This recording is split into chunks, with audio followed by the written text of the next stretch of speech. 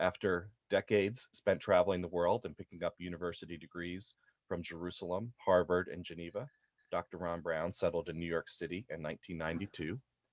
He has been teaching history, ethnic studies, and political science at Touro College and world religions at the Unification Theological Seminary for over 25 years. He has been deeply involved in the cultural life of New York City through his work as a featured speaker at the New York Historical Society, New York Council for the Humanities, and numerous other libraries, historical societies, colleges, and universities. And we welcome Ron back today, fittingly, I think, with the snow falling outside, to take us to St. Petersburg. Take it away, Ron. Okay, thank you, Jeff, and thank you, Bob. And I'm following the subtitles here, the auto transcription. So we would really like your feedback.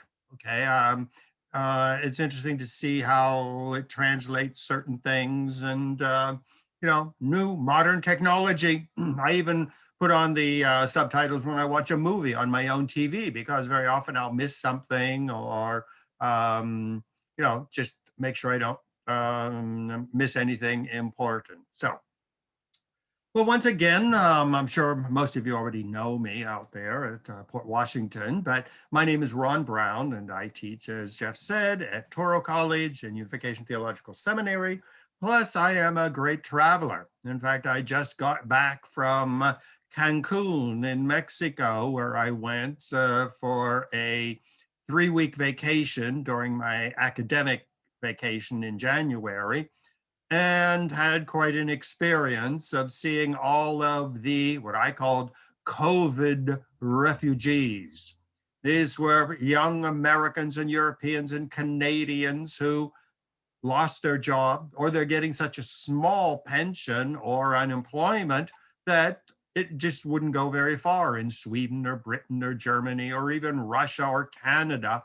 So they just crash in Mexico at the Mexican side of Cancun, staying like me in these cheap hostels where you get 4 or 5 people per room, but have a great kitchen. And so it was really quite an experience to visit the famed city of Cancun, which I'm sure a lot of you have visited, and possibly add another wonderful city to my lectures on world travel.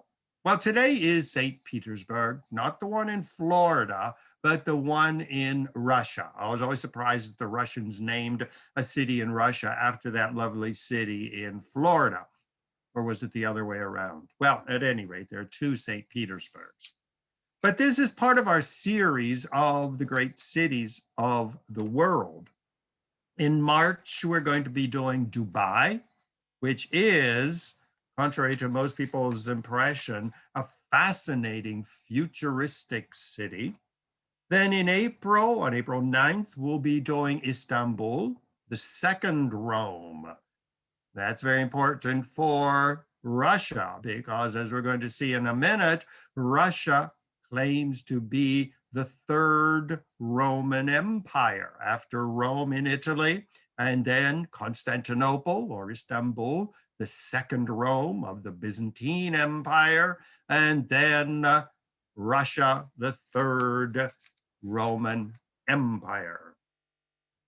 So we have quite a few talks. Oh yeah, I have in May on the 21st, we're going to be doing Tel Aviv, the Jewish city of the future.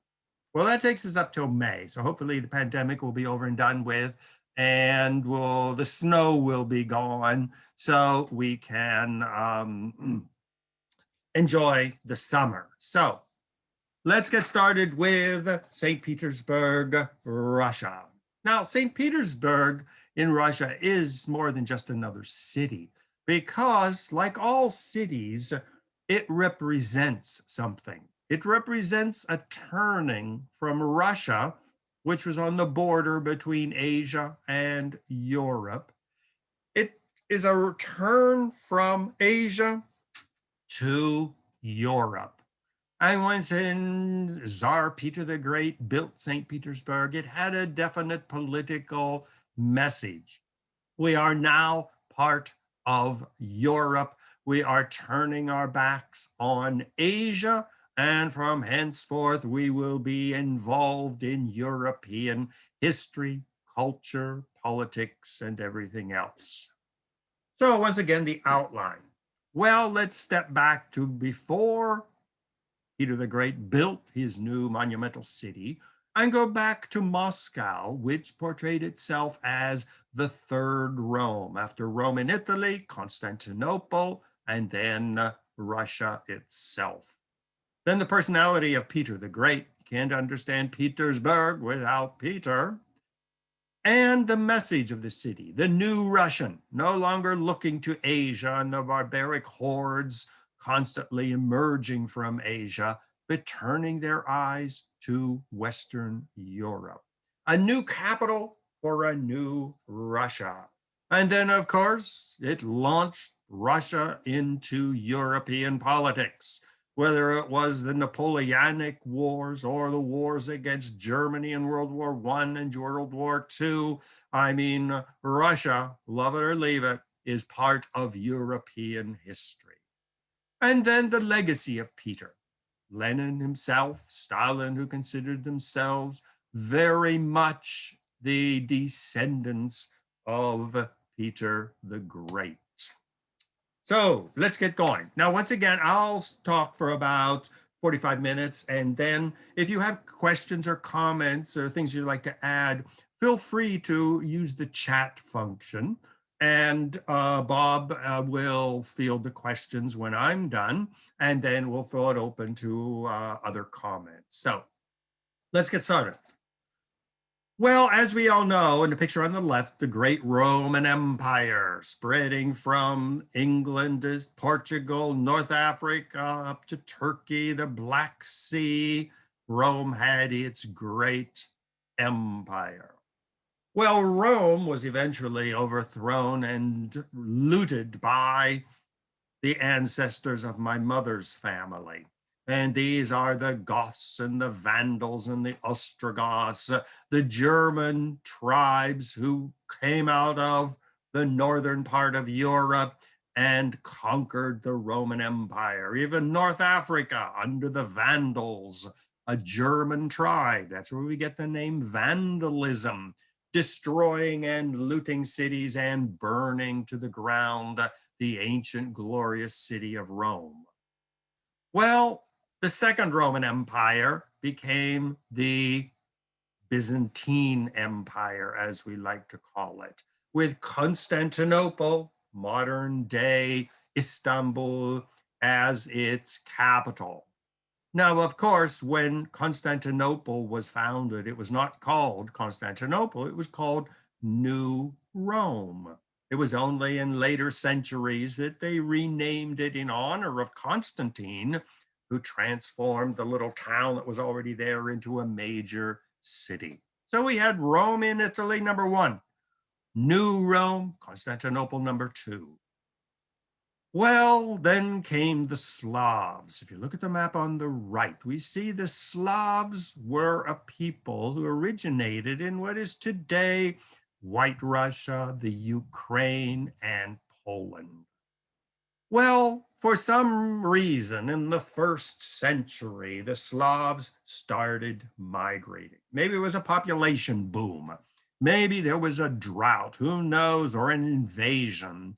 But the Slavic people fled from their ancient homeland. Some went north and into what became Russia. Others went south, east into what became the Ukraine. Many fled to the south, where they became Bulgarians and Serbs and Croatians. Others went west, where they became Poles and Czechs and Slovaks. So this was a great migration of the Slavic people. Well, gradually the Slavs started organizing themselves into countries which we would recognize today. A big branch of the Slavs settled in what is today Bulgaria, and they still use the Slavic alphabet, Syro-Methodist alphabet. They speak a language which is a first cousin to Russian and Ukrainian. In the area which is today Czechoslovakia, the Slavs organized the Great Moravian Empire. And in what became Russia, with its capital not up in Moscow or St. Petersburg, but in Kiev, which is today the capital of the Ukraine, the Slavic people organized their own empire, which we call Kievan Rus, or Russian Kiev. And it gradually expanded up into the north and into what is today Poland, down towards the Black Sea and over into what is today the Crimea. Well, the first great king of this new Slavic empire was Vladimir the First, who ruled from 980 to 1015. Well, he came to the throne in Kiev at the very moment when the Byzantine Empire was on the verge of collapse. And so, like any good barbarian king back then, you needed a religion to unite your new kingdom. You needed some authenticity, because who's Vladimir? He's just a tribal barbarian ruler, has no legitimacy, no respect from anybody else, ruled by fear and by the sword. So Vladimir invited Christian priests and monks from Constantinople, which was on the verge of falling, and said, please come convert my people to the Russian Orthodox Church, or at the time it was the Greek Orthodox Church. Well, he also said, maybe I should introduce some decent blood into my family. So he married Anna, who was the sister of the Emperor of Constantinople. So he got a certain legitimacy as a ruler recognized by the Byzantine Empire, and his children ruled, half Greek blood from the Byzantine Empire and half Slavic blood. He was the one who introduced the Cyrillic alphabet, which we see on the tower behind him. This at the bottom is the great cathedral of Kiev. You see the onion domes, which were brought in from Constantinople and adapted to the northern climate. So we had the rise of the first great Slavic empire centered on Kiev. Well, that wasn't to last, because suddenly there was another gang of barbarians who decided to migrate and trample Russia into the tundra. The great Kublai Khan of the Golden Hordes came sweeping out of Mongolia, conquered China, down into Vietnam, sent troops to Japan and Korea, down even to Java and Indonesia, invaded China, overthrew the Persian Empire, and even invaded Egypt. Well, when he was not busy raping, pillaging, and plundering, he also conquered the empire of Kiev. Kiev was destroyed. Most of the people were sold into slavery or kept as peasants for the Mongolian hordes. Well, with the destruction of Kiev, you look at the map on the right, you see Kiev sort of at the bottom on the left, conquered by the barbarians. Well, a lot of the members of the royal family and the leaders of Kiev fled north. And there they built a new capital, which they called Moscow. And you had the rise of another Slavic kingdom in what is today Russia and Ukraine, and this is Muscovy. And gradually, the kings and the grand dukes of Moscow gradually got more and more power, expanded their empire, and created a new Slavic empire centered on Moscow. Well, in May 29th, 1453, Constantinople finally fell to the Muslims. the end of the Byzantine Empire, the empire created by Constantine the Great, which had lasted for almost 1,200 years, was finally destroyed. The picture on the right, you see the famous Hagia Sophia, the great church of the Byzantine Empire, transformed into a mosque in 1453, and the four minarets built around it. Well, when Constantinople fell, then you had a mass migration of Greeks. Many of them went to Alexandria and Egypt. Many of them went to Rome and southern Spain, but large numbers fled north and entered the kingdom of the Muscovites. And so you had the rise of Moscow as a new empire in the north. Well, the next king who really got serious about his new empire was Ivan IV Vasilevich, the Grand Prince of Moscow. Well, he ruled from 1533 to 1547. He was the very first Russian Grand Prince who crowned himself as the first Tsar. Tsar, of course, comes from Caesar, the Caesars of Rome, the Caesars of the Byzantine Empire, and now Ivan IV, sometimes called Ivan the Terrible, crowned himself with a crown which we see at the bottom as the new emperor of the Third Roman Empire.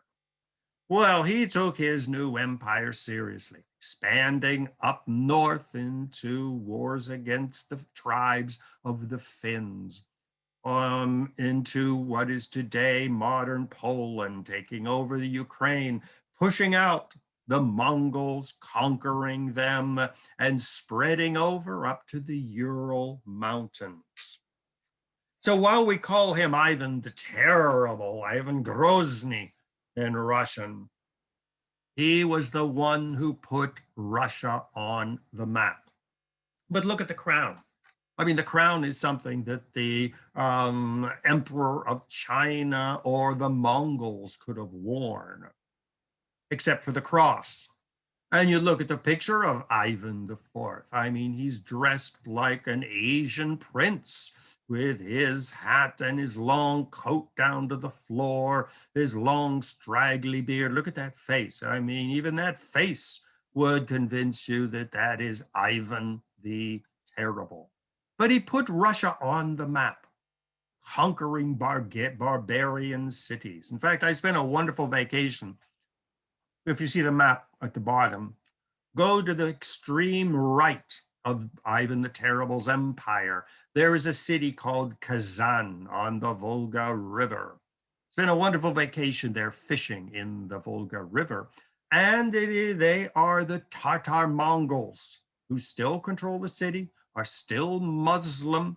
They are still the descendants of the great Mongol hordes, and they are very proud of it. But yet, it was Ivan the Terrible who conquered them and imposed himself as their new czar.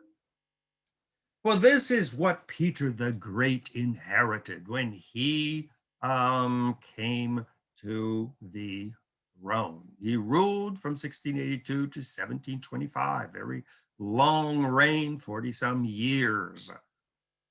Well, look at the difference between Ivan Grozny, the first Tsar of Russia, and Tsar Peter the Great. Well, Peter the Great is a nice Western-looking gentleman. His nice cultivated mustache, no big straggly beard, wearing the uniform that you'd find in France or England or Spain.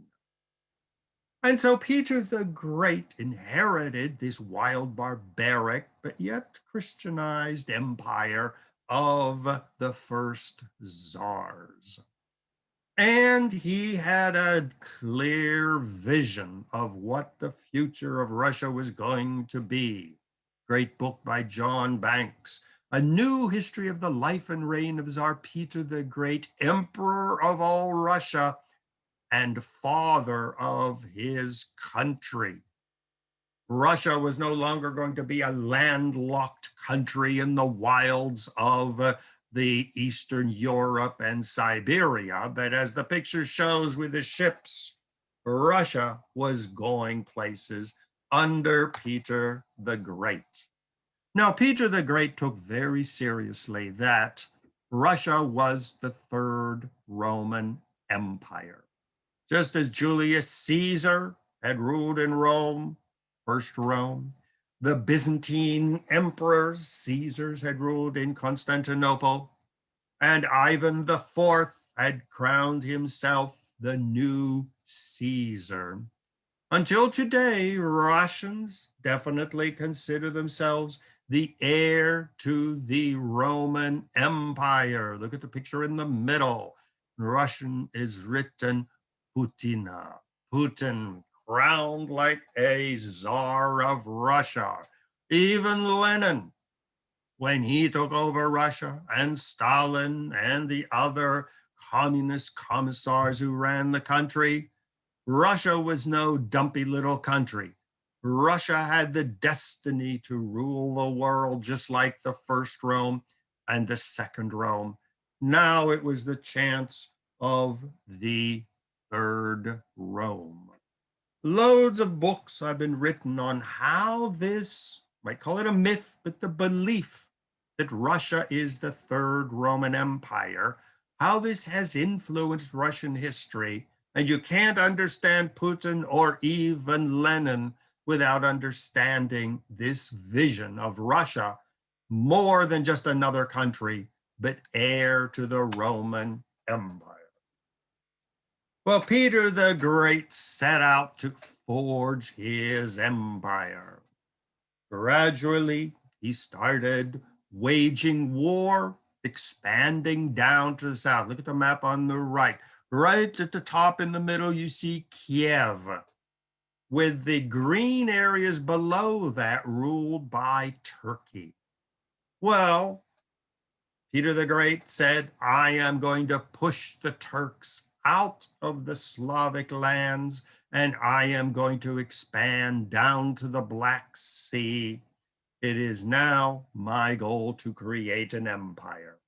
So the great battle of the Sea of Azov in 1695 and 1696 defeated the Turks, and Russia took over the Crimean Peninsula.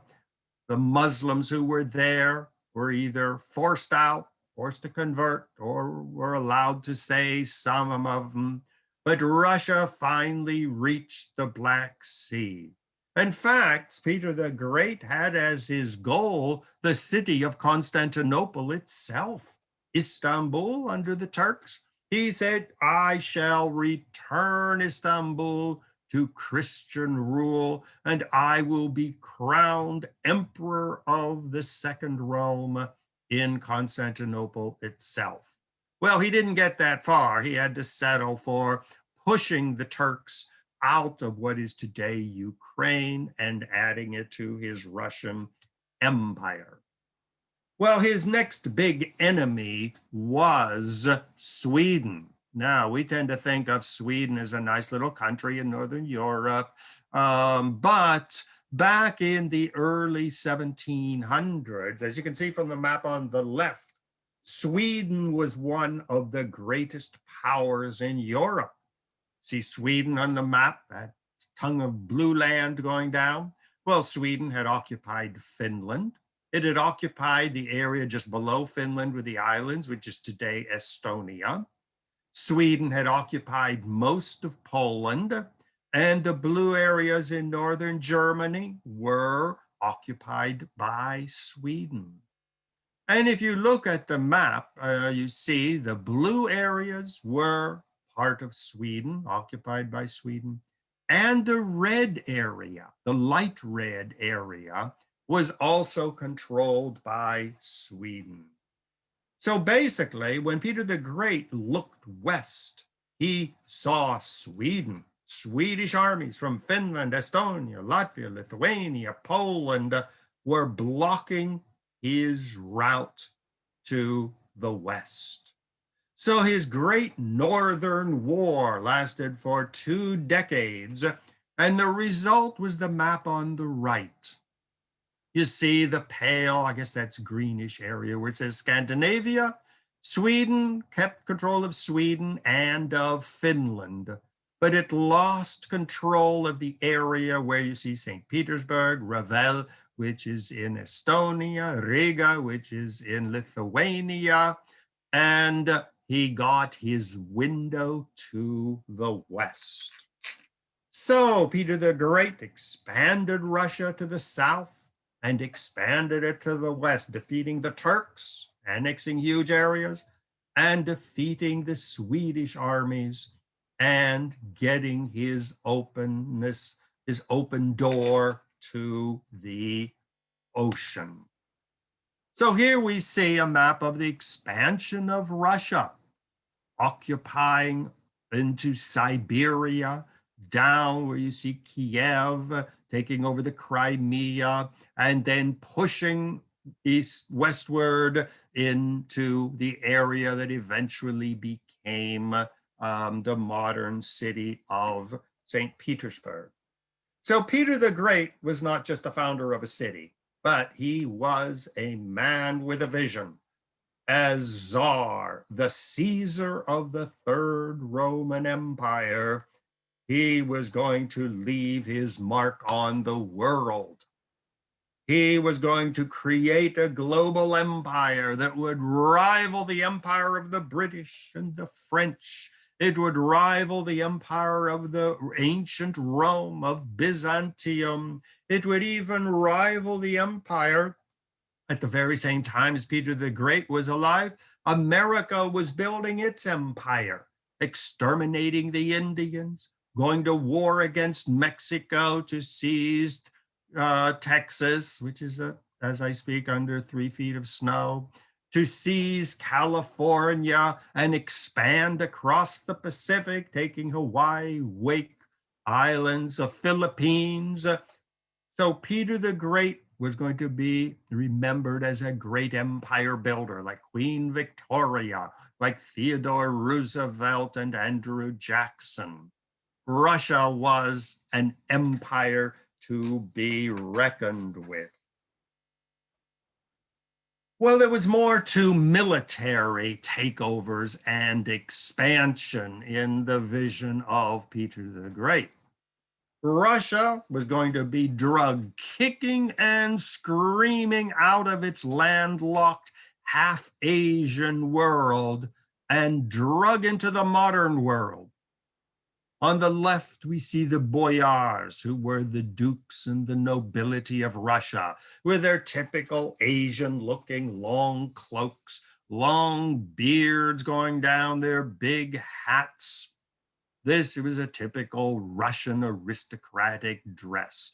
Ivan the Great would have been very happy, and that's the kind of clothing he wore.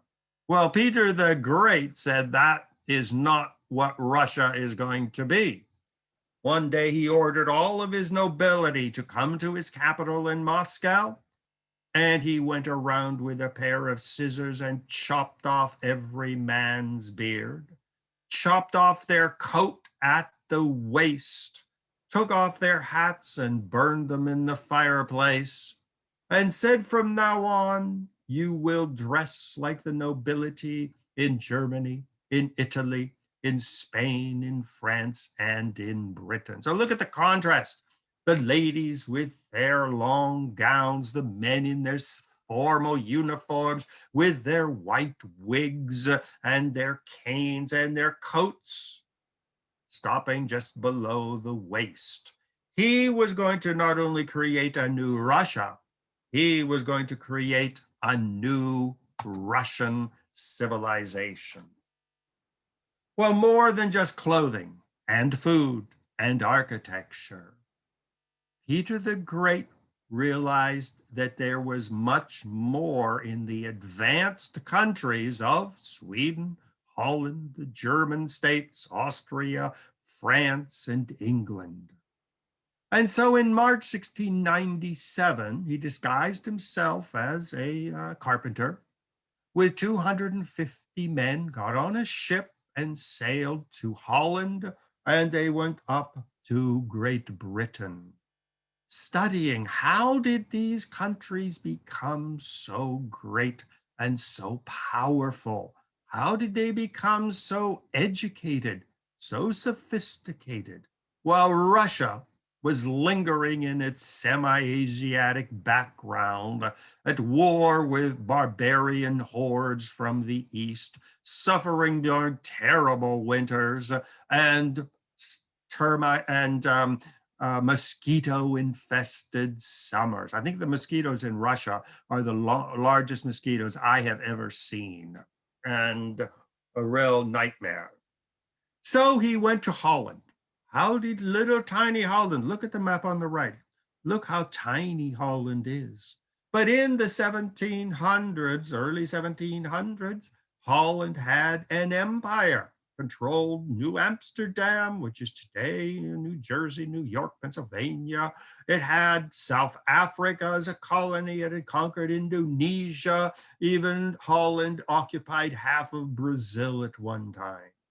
The British also had their empire, taking over Canada and the 13 colonies, and then later South Africa and chunks of Africa, India, Malaysia, saying these are modern empires. So he studied their secret of their success. And when he went back to Russia, he took cannon makers, shipbuilders, architects, engineers, professors, chemists, medical doctors, and said to his Russians, all right, get ready. We're going to jump 100 years into the future, and it's going to take place in 5 years. We will be a modern country. Well, his biggest opponent came from not so much the Swedes, who were military rivals, not so much the Turks, who were military, but from the Russian Orthodox Church. The Russian Orthodox Church had a major role in Russia, like the Catholic Church in Poland, preserving the country's identity and language and culture under barbarian invasion and occupation. So the Patriarch of Moscow, which would be like the Pope of the Russian Orthodox Church, who was Nikon, was unceremoniously fired by Peter the Great. And rather than have a powerful patriarch, a pope, Peter the Great established a council called the Holy Synod. Look at the picture in the middle. Who's sitting in the middle there? That is Peter the Great, with his bishops and patriarchs and priests on either side. This is called Caesaropapism, where Caesar is above the patriarch. Caesar is above the Pope. So he persecuted Christians, he demolished monasteries, and he said, I am going to be running the Russian church from now on. So when you talk about Russian Orthodox religious history, Peter is definitely not great. He invited all his boyar princes and said, get rid of your long hats and your big tall hats and your long coats and everything. And he brought in German military generals to train them to wage modern warfare. Peter the Great introduced the decimal system. 1 ruble was 100 kopecks. He brought in English measurements, the ancestors of the yard, the gallon, the acre, the bushel, the peck. Introduced paper money. No longer were people carrying bags of gold and silver coins. Completely reorganized the government, establishing ministries, such as a Ministry of War, the Admiralty, Commerce, Mining and Manufacturing, Justice. Government was highly organized along the German and British way. And to accommodate these brand new 12 ministries, he brought in Italian and German advisors and architects. The picture on the left, you see a main street in his new capital of St. Petersburg. Each building housed one ministry. This was the epitome of administrative reform. Totally reformed education introduced the first public school, of course, named St. Peter's, after himself in 1709. Once again, those who organized his educational system were not Russians, because the Russians didn't have that experience. In the 1700s, the first public schools in the world were in Germany, the most educationally advanced country in Europe. So, of course, he handed over public education to the German Lutheran community in Russia. All the headmasters of the schools, half of the teachers were Germans. Now, of course, it didn't endear him to a lot of Russians, and it got the eternal hatred of the Russian Orthodox Church, who had dominated education. But it was education in the German and Western pattern, educating children to read and write, to become engineers and doctors and lawyers. Military reform. German, Prussian generals came over, completely whipped the Russian army into shape. At the bottom, you see the picture of the old Russian soldiers with their big hats and coats and drinking. Well, these new German generals came in, and you even looked at a bottle of vodka and you would be in the brig for 6 months. And so military reform was part of this new Russia and the new Russian. Until today, the main post office, and bottom right there in St. Petersburg, is called the Postamt. You see it written in Russian up there. Postamt comes from the German Postamt, which means the central post office.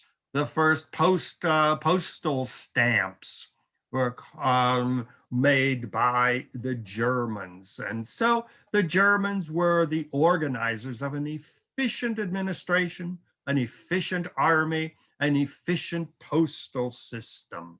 And here again, this was Peter the Great dragging Russia into the new century.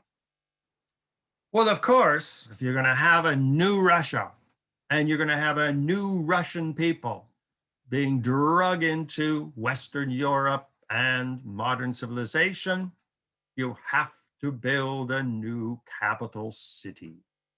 Well, building new capital cities by rulers is not new. I mean, what did George Washington decide when he had to unite slaveholding agricultural southern colonies and the northern business colonies? They didn't get along very well. He had to keep the 13 colonies united. So what did he do? He decided to build a new capital city, named after himself, of course, halfway between the north and the south, on the border between the slave agricultural south and the industrial business north. Well, this was not the first time a ruler decided to impose a new city on his people. Amarna in Egypt was built by Akhenaten, the first pharaoh of Egypt, who endorsed monotheism as the state religion. This was the emperor, the pharaoh, and the civilization that Moses experienced, and is probably the origin of monotheism in Judaism, Christianity, and Islam. King David, when he wanted to unite the 12 tribes of Israel, built a brand new capital city called Jerusalem. Alexandria, Alexander the Great, dragging Egypt out of Africa and into the Mediterranean world, built a city once again named after himself. Tel Aviv, the city of spring, which we are going to visit. When is that? That's in May 21st, when the early Zionists decided that they were going to create a new country in the land. They built a capital city, which was Tel Aviv, which means simply the hill of spring, a new Jew, a new Israel for a new age. Abuja, Nigeria, unites the Muslim North, the Christian South. Astana, Brasilia, all brand new cities. So Peter the Great was not beginning anything new. When he decided to lay out his new city, it had a very powerful political message. Here you see it was first not called St. Petersburg, it was called Petropolis, mixing of Peter and opolis from the Greek.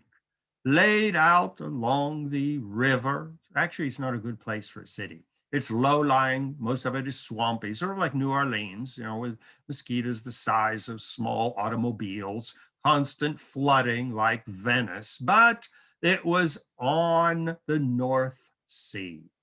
And so, beginning with his Peter and Paul fortress right in the middle of the river to protect his city from invasion, gradually expanding on all sides of the city, building churches, big squares, modeled after the city of Paris and Rome, with its big boulevards with big open squares. Once again, a Western style city. Even the architecture of St. Petersburg is not Russian. I mean, these churches, even with the dome, the building on the left looks almost like the Capitol in Washington, St. Peter's in Rome. So many of the architects who came over were French. Some of them were Russians, but educated in France or Germany or Italy. So Peter the Great said it's going to be a new Russian city, not all these onion domes and funny colors and everything, but we are in the heirs of Greece and Rome. His general staff building. This could be something from Venice or Berlin or Paris with the great triumphal arch. And of course, on top of it is a Caesar in his chariot leading his troops on to battle. Once again, this was Carlo di Giovanni Rossi, Italian architect, Italian Renaissance architect, brought in from Italy to build his general staff. This was the military headquarters with a giant square which could rival that of St. Peter's in Rome. St. Petersburg is built on rivers and canals and streams. This is a typical view of a street. Here again, that street, the buildings are European style buildings, Renaissance style. One on the left has Gothic arches in it. Preference for soft pastel colors, which distinguish St. Peter's and which distinguish St. Petersburg. You see, the buildings are generally 4 stories tall. Some of them they've added on other things. So it makes a very European looking city. His winter palace, well, there you see a little bit more of the Russian ornate Baroque architecture, but still, it's basically the Roman arches and the Greek decorations, statues along the top. Once again, the soft pastel colors of the city. The interior is ornate. He was very much influenced by the palaces of Versailles, the great palaces of the Renaissance Italy, the German Baroque palaces with their magnificent gilded work, marble archways and urns, and magnificent paintings on the roof. Once again, the famous Rastrelli, probably the single most influential architect under Peter the Great. This is the Winter Palace. Well, the Summer Palace was even more ornate. Now there you see the influence of Versailles, Schönbrunn in Vienna, the cascades of water, forested areas. Everything is very classical. I mean, if you have a fountain on one side, you're going to have a fountain on the other side of this water area. If you have a little pavilion with a dome on one side, you have to have one on the other side. And so this is another Italian architect who came, and Trezzini was his name, once again making this new St. Petersburg into a Western European capital city. Well, with his building of his new capital city on the North Sea, the Baltic Sea, that was his doorway to, now he would say, involvement in European politics.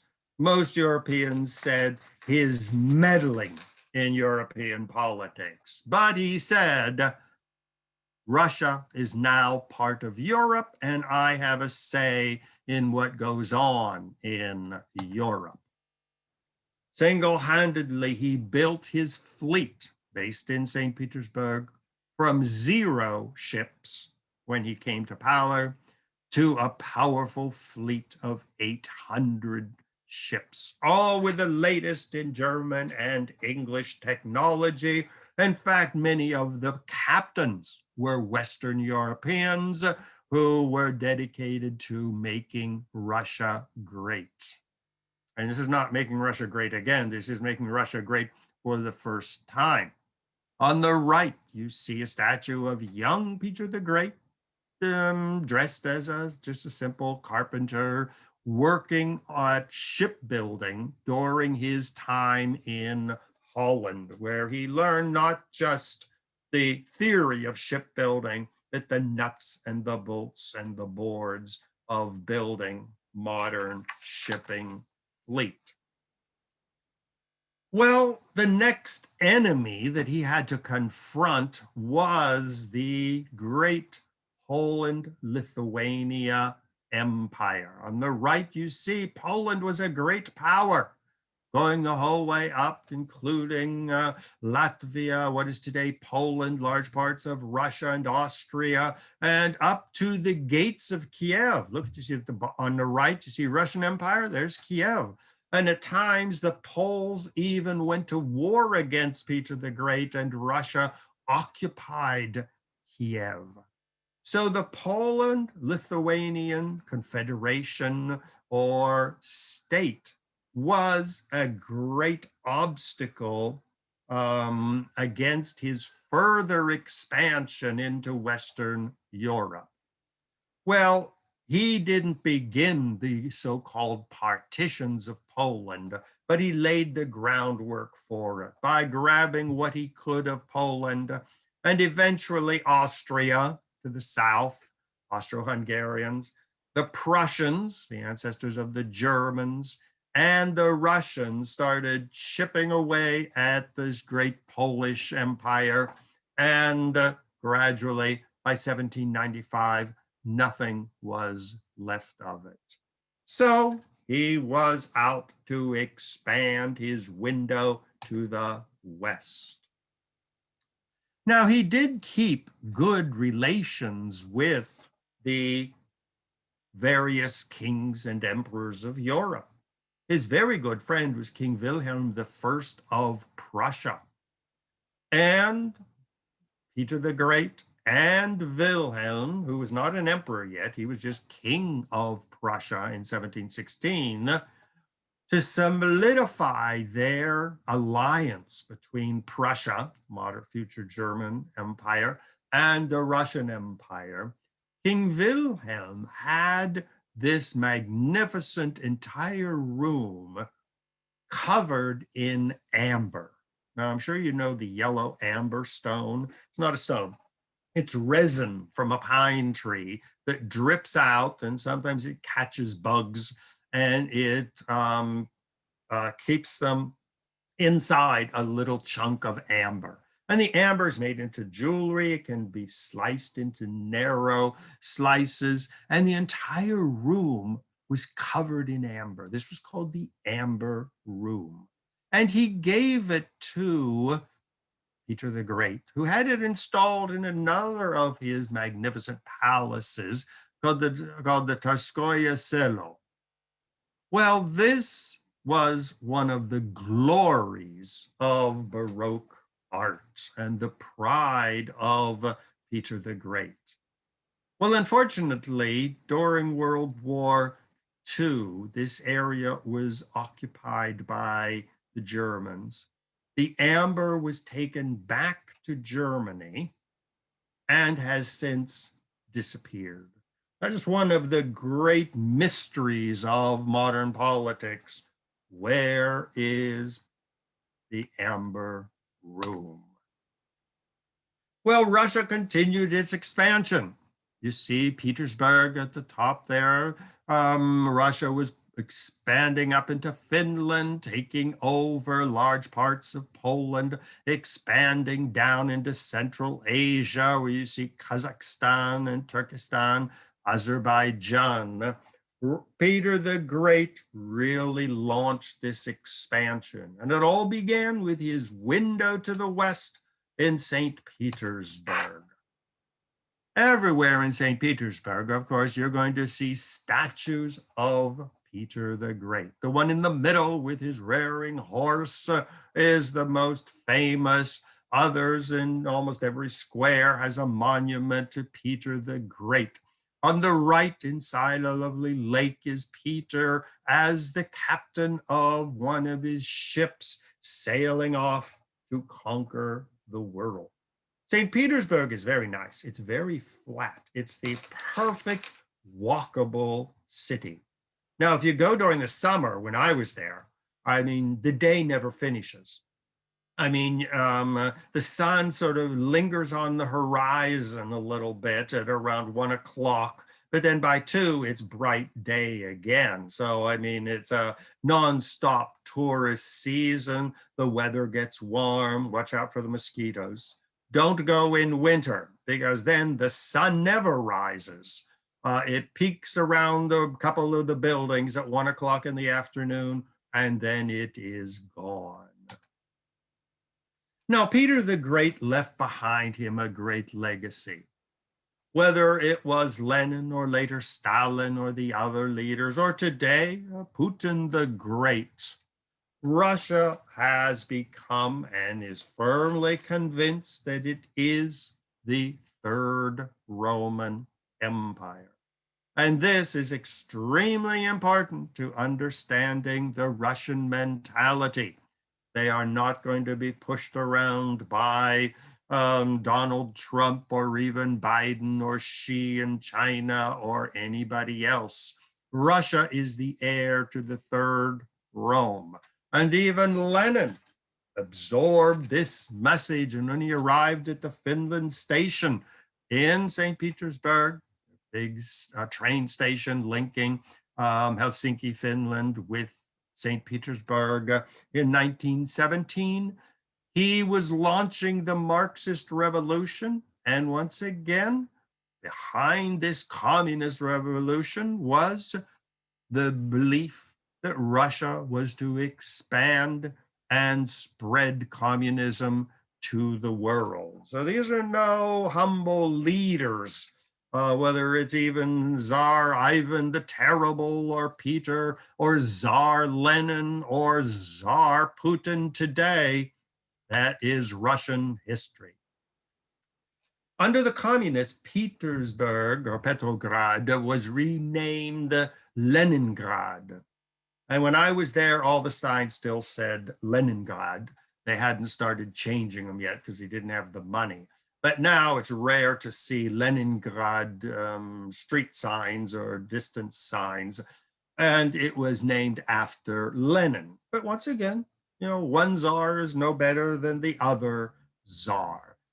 Leningrad was seriously damaged during the Second World War, the Great Siege of Leningrad. The Russians knew that if Hitler conquered Leningrad, well, then the heart of Russia would be destroyed. And the stories that people told me when I was there were people of eating rats and mice and cats and anything just to keep alive during the long, cold winters. Well, when I got to Russia in June of 1992, it was still the USSR. When I left in March 1993, it was the Russian Republic. So it was a transition period. This is where I taught English, business English. It's the Timiryazev Agricultural University.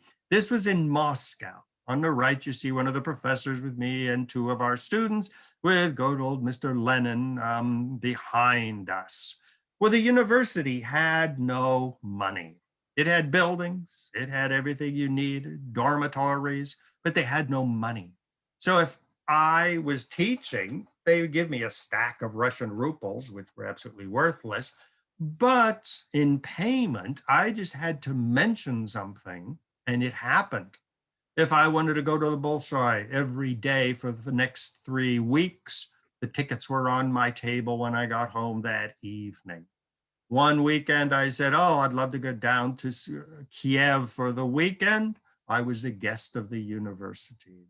Another weekend, I wanted to go up to St. Petersburg and spend a week. Well, I was given an apartment at the university, going to all the museums and everything for free as a great foreign guest. But I never had any money in my pocket. So that was life in these transitional years of the early 90s when the ruble had collapsed and Russia was in a terrible state. So I never had any money, but I had great fun. On the left, that's me and two of the professors in Kazan on the Volga. These are the descendants of the Mongol people. Ildis on the right and his cousin on the left. You can see they're very Asian-looking Muslims, fiercely Muslims, Tatar Mongols. On the right, you see the postcard. That's the new mosque, the Kul Sharif Mosque in Kazan.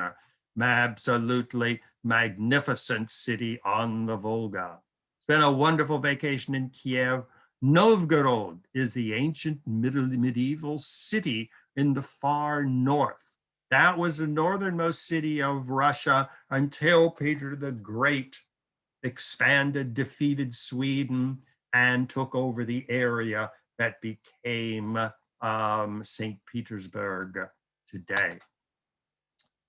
So the legacy of St. Petersburg is Russia is, number one, a sacred city.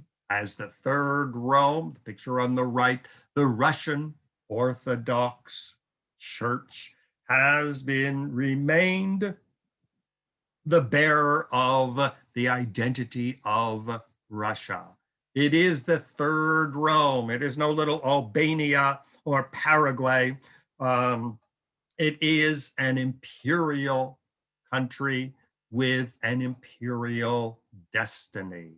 And Russian foreign policy today under Putin cannot be understood unless you understand Peter the Great, who was the fervent believer of Russia as the third Rome.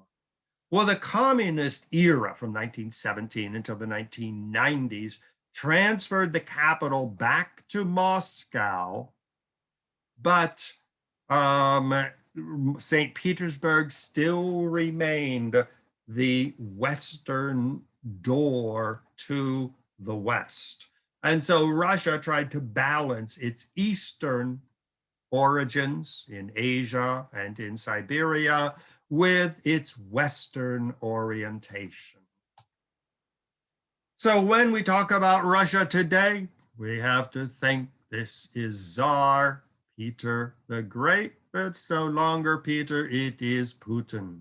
So when Putin invaded Kiev and it took big chunk of the Ukraine and especially the Crimea, don't forget it was Peter the Great who occupied that area for the very first time, drove out the Turks, and added it to the Russian Empire. So Peter the Great said, I am simply doing what is our destiny. And Tsar Peter the Great said, I am doing what is the Russian destiny. So this is not only a visit to St. Petersburg and Russian history, but it is also an excursion into the soul of Russia. What makes Russians tick? And it is the memory, the myth, you might call it, of a great empire in the past and destined to be a great empire again in the future. So very much Tsar Putin the Great is, if he'd take off his crown in this picture and put on a baseball hat, it would clearly state, make Russia great again. And that's what we're seeing around the world now, this return to mythical origins, whether it's Donald Trump in returning America to the 1950s when we ruled the world, or whether it's Prime Minister Xi in China making China the middle kingdom of the world again, or whether it is Netanyahu expanding Israel and making Israel great as it was under the time of King Solomon, or whether it's the BJP in India saying, make India a great Hindu country again and get rid of all these Christians and Muslims and Jews and Sikhs and Jains. So this is very much a spirit of the time when countries are looking back to past glory, mobilizing it to achieve glory in the present and the future. So that ends my program today. So we have a couple of chats, which I will take. If you have comments or criticisms or questions, feel free to send me an email at ronbrownmedia@gmail.com. And I will remind you once again that in March 12th, we'll be visiting the fascinating city of the future, Dubai. On April 9th, the city we talked about today, Istanbul or Constantinople. And then on May 21st, we will be talking about another person who tried to change history, and that was Theodor Herzl and his vision of Tel Aviv, the new Jew, a new empire of Solomon in the Middle East. So we have a bunch of wonderful cities. I'm going to have to start traveling again once this pandemic business is over, because Jeff told me, he said, we have a lot more cities a lot more Friday noon time slots to fill. So, well, I do hope that before I retire, that space travel will be real. So I'm really looking forward to my vacation on Mars, where the explorers are now, coming up with the ruins of a great ancient city that existed, a couple million years ago. So I'll keep working on future talks.